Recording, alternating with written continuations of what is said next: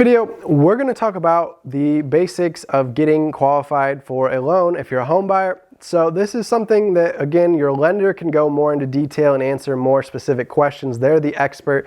But having been a real estate agent for a while and helping many different buyers get qualified, I've learned the ins and outs of financing as well as my own properties that I've purchased. So starting off with some of the basics, as you go to get qualified for a loan, a lender's going to want to know what your current income is. They're going to want to look at your current debts that you have, and they're going to look at your credit score. And then fourthly, employment history. So these all kind of play a role together. So starting off with your income and your debts, these are going to be big on the importance scale as far as how much house you can afford. So if you currently have a high income and low debt, you can qualify for a larger mortgage payment as compared to somebody with a lower income and lots of debt. So in this case, they're going to look at a debt to income ratio. This is a ratio they set at around 0.4 to 0.45. This means that your debt can only be about 40% to 45% of your total income. They don't like to see debt get higher than that because you need this additional income to help pay for other bills like your food, your gas. You know, you've got other expenses, the cost of living that you need to be able to afford. So they want to make sure that, you know, they don't get put in the back seat where you stop paying the debt payments because you're more worried about making these other payments for food, for gas, for clothes. They try to set the limit at about 0.4, 0.45. So 45% is the max amount of debt payments you can have relative to your income. So to keep math simple, let's just say you're making $10,000 a month. If that's the case, then you can go up as high as about $4,500 per month in debt payments. Now, this is total debt payments. So any debt you currently have gets factored in and subtracted from what you could then qualify for a new mortgage.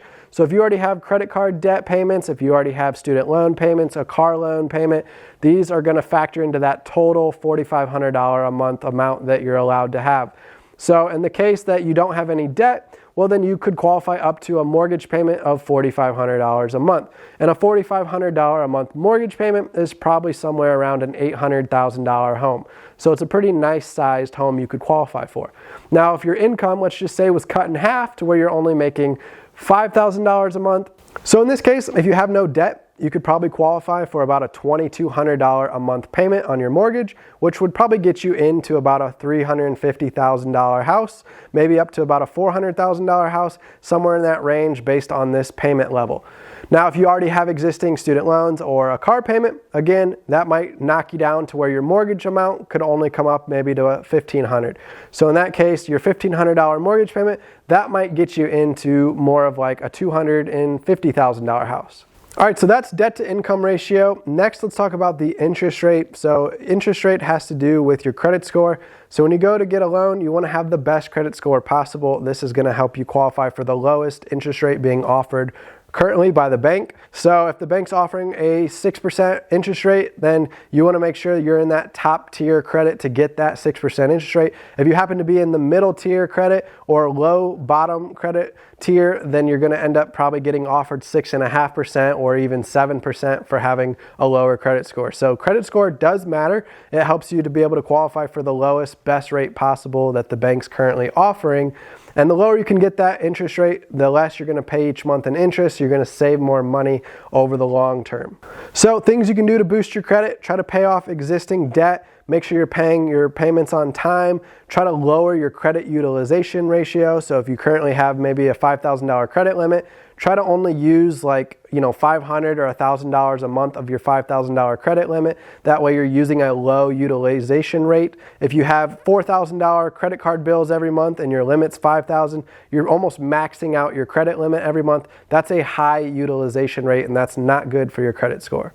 In addition to credit score, they're going to look at your employment history. They want to see, once they loan you the money and you have a mortgage payment due every month, they want to make sure that you show that you're employed and that you have good employment history so they can kind of feel comfortable that you're going to have income coming in to be able to afford that monthly payment. Because the minute you lose your job, income stops coming in, borrowers tend to stop paying that mortgage payment and they let their house go to foreclosure eventually. So the lender is going to check to make sure you have solid employment history, that you're a good, reputable potential buyer that's going to make the payments on time. So those are kind of the three key things: debt to income ratio, work on increasing your income, lowering your debt. This is going to help your debt to income ratio do better so that you can qualify for more of a mortgage payment and a bigger home. Also, make sure you're working to boost your credit score so you can qualify for the lowest interest rate possible.